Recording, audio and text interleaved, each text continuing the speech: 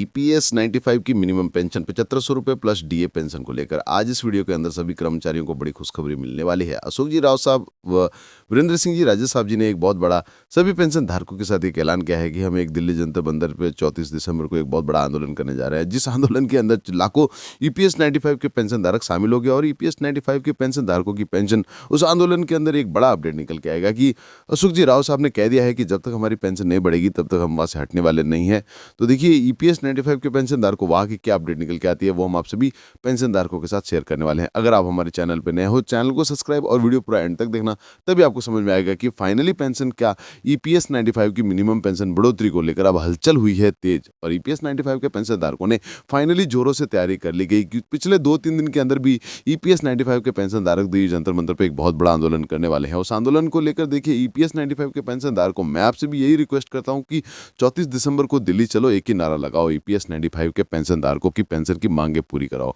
इसी को लेकर कल कमांडो अशोक जी राव साहब जी ने वीरेंद्र सिंह जी राजे साहब जी ने जूम मीटिंग पे मीटिंग लेकर उसके बाद ही कहा है कि अब की बार हम आंदोलन नहीं, एक बहुत बड़ा ऐतिहासिक आंदोलन करेंगे जिसके अंदर ईपीएस 95 की मिनिमम पेंशन को लेकर एक बड़ा संदेश देंगे और सभी कर्मचारियों के देश भर की पेंशनधारकों की मिनिमम पेंशन से आवाज उठेगी। तो ईपीएस 95 की मिनिमम पेंशन को लेकर देखिए जो ईपीएस 95 के एनएससी का ग्रुप है उनके द्वारा क्या सूचना है। वैसे कमांडर अशोक जी राव साहब ने जूम मीटिंग पे वीडियो लिया था, वो भी मैंने आपके साथ शेयर किया है, लेकिन अब बताया जा रहा है कि दिल्ली जंतर मंतर पे 3 व 4 दिसंबर को एक बहुत बड़ा ऐतिहासिक विरोध के तहत आंदोलन होगा। इस आंदोलन के अंदर कम से कम हजारों की संख्या में ईपीएस 95 के पेंशनधारक शामिल होंगे।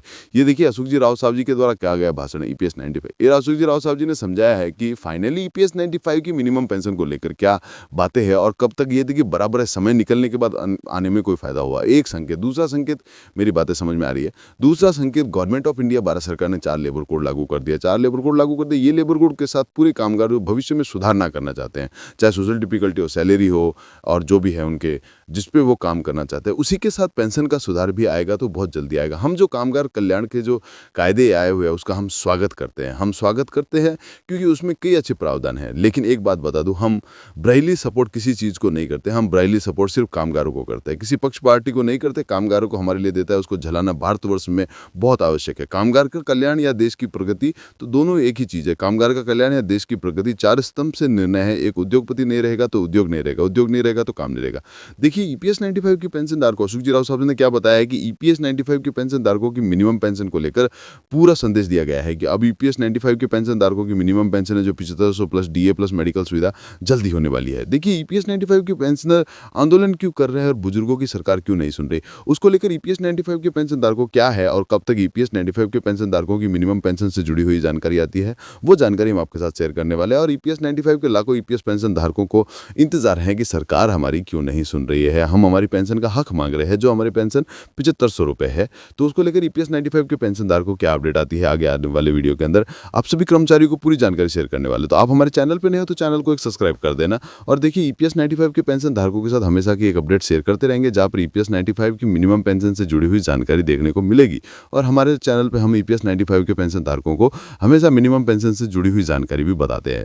देखिए आज हमारे लाखों ईपीएस 95 के पेंशन धारक आंदोलन के अंदर बैठे हैं कि हमारी सरकार जब तक हमारी पेंशन नहीं देगी हम तब तक हम इसी प्रकार हमारे आंदोलन करेंगे और इसी प्रकार हम जगह जगह पे सड़कें रोककर बैठेंगे। तो ईपीएस 95 के पेंशनधारक को मैं आपसे ये कहना चाहता हूं कि मिनिमम पेंशन को लेकर आप सभी कर्मचारियों को एक बहुत जल्दी बहुत बड़ी अपडेट के साथ बहुत अच्छी सजाइश के साथ अपनी पेंशन बढ़ने वाली है।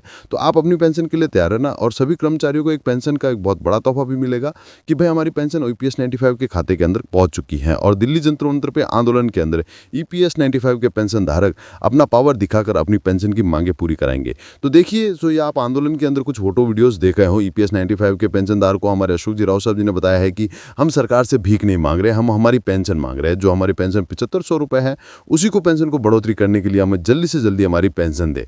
तो देखिए ईपीएस 95 के पेंशन धारक को ईपीएस 95 की पेंशन को लेकर कब एक बड़ी खुशखबरी आती है, वही खुशखबरी हम आपके साथ शेयर करने वाले हैं। और हमेशा की अपडेट आपको एक स्पीड नेटवर्क चैनल जो आपका भरोसाबंद, जो आपके भरोसे के साथ ईपीएस 95 की पेंशन का काम करता है और ईपीएस की हर पल की खबर आपके साथ शेयर करता है। और मैं कोशिश करूंगा कि मेरे प्यारे कर्मचारियों को ईपीएस की एक अच्छी जानकारी दूं ताकि उनको मेरे चैनल पे एक विश्वास होकर एक बड़ा अंदाजा बने, ताकि ईपीएस 95 के पेंशन धारकों की पेंशन की आवाज़ हम हमेशा की उठा सके। तो ईपीएस 95 के पेंशन धारकों को आपसे उम्मीद करता हूं कि अगर आपको मेरे द्वारा दी गई जानकारी अच्छी लगी है तो एक बार इस जानकारी को लाइक करना है और ये वीडियो सभी कर्मचारियों के साथ शेयर कर देना ताकि ईपीएस 95 के पेंशन धारकों को एक मिनिमम पेंशन से जुड़ी हुई जानकारी मिल सके और हमेशा की अपडेट हम आपके साथ साझा करते रहेंगे। जय जवान जय किसान, वंदे मातरम। सभी मेरे प्यारे ईपीएस 95 के पेंशनदार और अच्छी जानकारी का इंतजार करना, और अच्छी जानकारी ही आपको हम देने की कोशिश करेंगे। वीडियो को शेयर जरूर, चैनल को सब्सक्राइब भी कर लेना अगर आपको वीडियो अच्छा लगा है।